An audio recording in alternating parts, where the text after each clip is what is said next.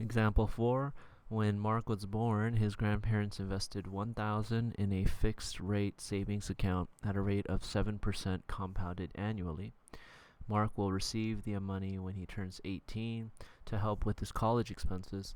What amount of money will he receive from the investment? So this here is a compound interest problem, and we are going to be using this formula here.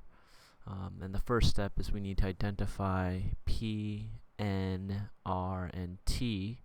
And when we do, we can substitute them into the equation and solve for A, the current amount.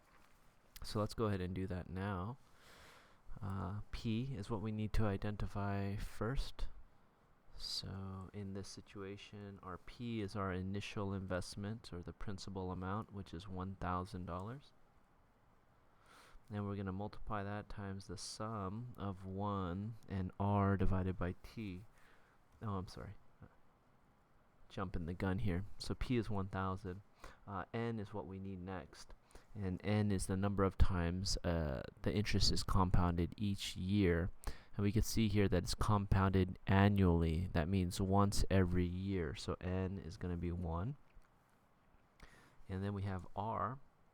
So R is equal to annual interest rate in decimal form. So it's 7%.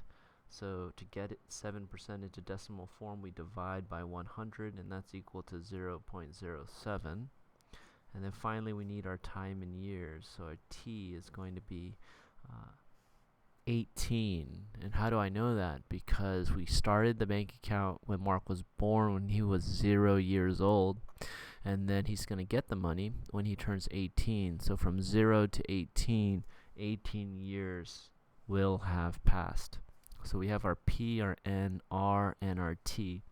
We can go ahead now and substitute these values in to our equation.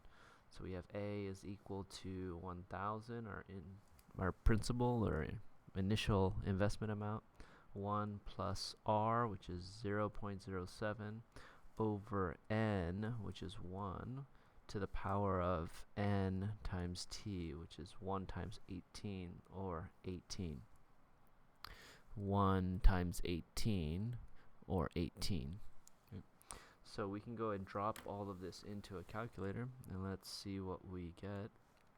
We get 0.07 divided by 1, oh right, and then we will add 1 to that, and we will take it to the power of 18, and then we're going to multiply that by 1,000, and so his final amount after 18 years at this interest rate is going to be $3,379.93, and this is of course in dollars. Right. So let's go ahead and put our answer there. It's going to be $3,379.93.